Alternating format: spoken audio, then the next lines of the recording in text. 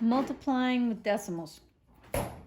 Multiplying with decimals works the same way as multiplication, regular multiplication, when decimals are not involved, and you will deal with the decimal at the end. So just line up the numbers. Don't worry about lining up the decimals at all. Line up the numbers and multiply. 8 times 6 is 48, carry the 4. 8 times 7 is 56, plus 4 is 60. Put down the 0, carry the 6. 8 times 1 is 8, plus 6 is 14, carry the 1 over here, and 8 times 1 is 8, plus 1 is 9. So that's how I got that. Then you move to the 2, and because I'm multiplying with the 2, I want its answer to go directly under it. So 2 times 6 is 12, carry the 1. 2 times 7 is 14, plus 1 is 15. That's why I put the 5 down, carry the 1. 2 times 1 is 2, plus 1 is 3. And 2 times 1 is 2, and there it is. That was something else. All right, so now I add them up. 8, and 2 plus 0 is 2, and 4 and 5 is 9, and 9 and 3 is 12, carry the 1, makes that 2 become a 3. Now is when you will deal with the decimal points.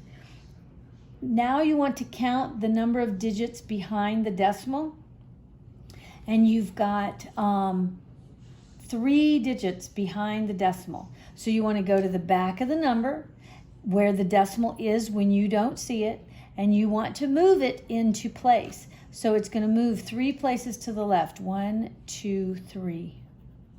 So it will sit right there. So the answer becomes 32.928 thousandths. Now this one, I've done all the multiplication. You can see my initial number is 3.765 times 0.0005, or let's figure out what place this is in. This is the 10,000, so it's just times 5 10,000ths. So I line it up just with my numbers, not worrying about matching up the decimal points at all. So 5 times 5 is 25, carry the 2. 5 times 6 is 30, plus 2 is the 32, carry the 3. 5 times 7 is 35, plus 3 is 38, carry the 3. 5 times 3 is 15, and plus 3 is 18.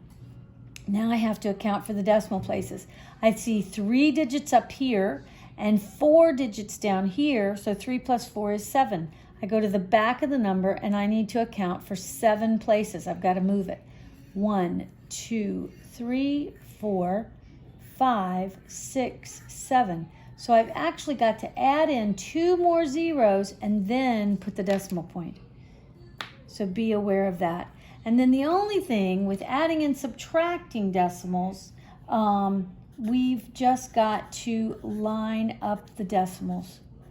Adding and subtracting is, 4.972 plus 0.25.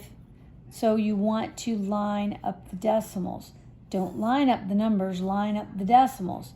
Now I need to go ahead and put in an extra 0 so that I can match my places.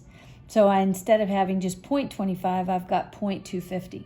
So now I can add up, and 2 plus 0 is 2, and 7 plus 5 is 12, carry the 1, that's 10, 11, 12, carry the 1, and that's a 5. And what I should have done from the get-go is immediately put that decimal down.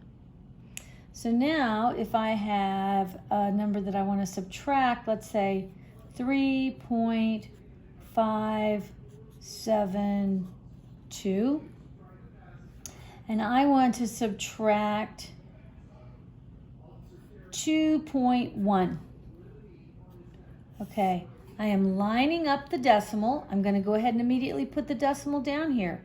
But I need to fill in with zeros so that I have these placeholders for me. Now I can do the subtraction. 2 minus 0 is 0. Is 2. I'm very bad about that.